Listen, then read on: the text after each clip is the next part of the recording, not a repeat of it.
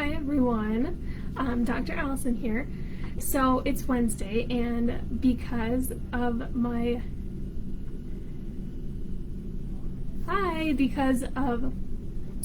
recent women's health work that I'm starting to do and the hormone balancing work, I wanted to start a more regular women's health Wednesday type thing. So a few Wednesdays a month I want to come on and talk a little bit about common women's health symptoms, concerns, things like that.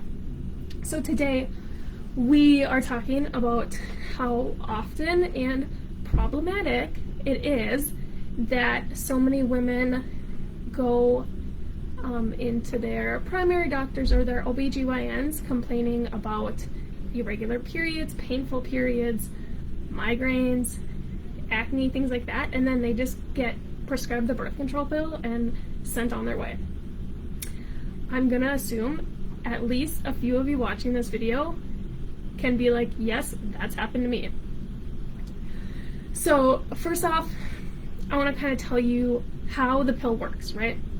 So hormonal birth control pill, it shuts down all the communication between the brain and your ovaries, which stops ovulation completely. It shuts down the body's natural productions of hormones that you're making. So you no longer get a normal period, okay? Because you're not ovulating, you don't have those normal and natural hormones, you don't have a normal period. You have what we call a pill bleed. And so a period and a pill bleed are two entirely different things. So when I work with someone who's on the pill, we don't call it a period. We call it a pill bleed because those two are very different, like I said. A pill bleed is a pharmaceutical induced bleed to make you feel like your body is doing something normal and natural, okay?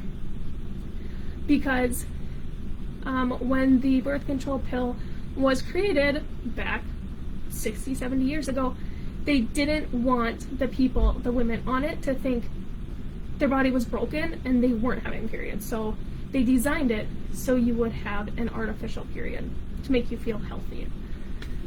So in reality, you can't have a period without ovulating. And ovulation is a sign of health and fertility, really.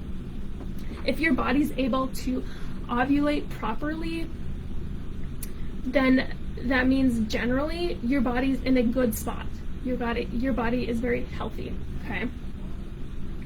So if you have any of these symptoms, irregular periods, painful periods, acne, migraines, things like that, instead of getting on a hormonal birth control, especially the pill, it's really important to figure out the root cause of your symptoms, because your body is really smart, and those symptoms are its way of telling you that things are not working properly. So, many girls as teenagers are put on the pill to regulate their periods, and then after that they stay on the pill for sometimes 10 plus years until they want to start a family. So just imagine this. Imagine preventing your body from ovulating and cutting off that connection between the brain and the ovaries and the adrenals for so long, cutting that off for 10 years, and then suddenly coming off birth control and expecting your body to ovulate flawlessly. Doesn't usually work. So majority of the time, it's not going to happen.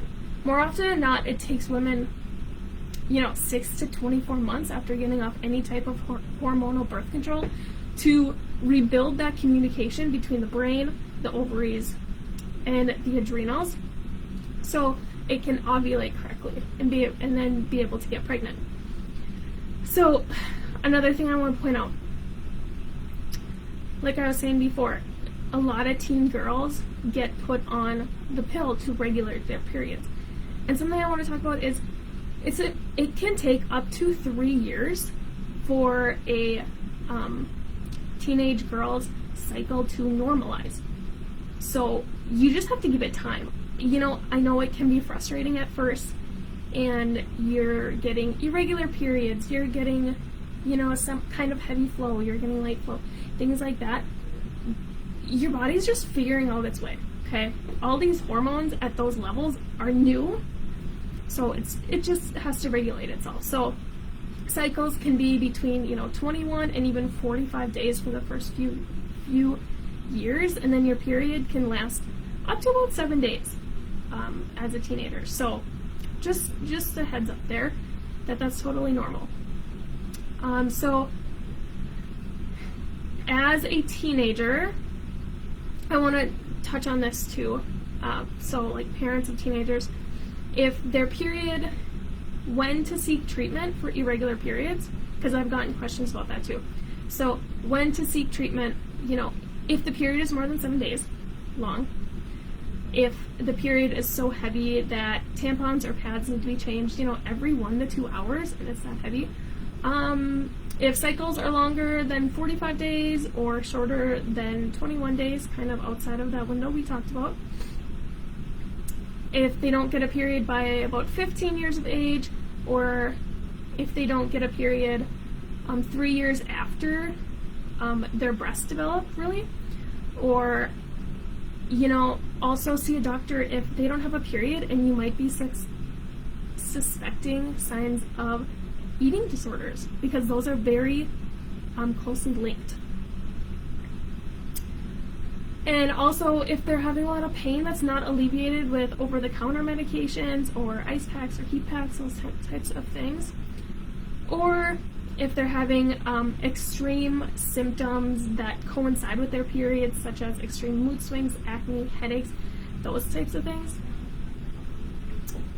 So that's what I want to leave you with today. I wanted to tell you a little bit how the pill works, what effects it can have on not only the body, but also fertility in general after getting off of it, and how to know if your teenage daughter really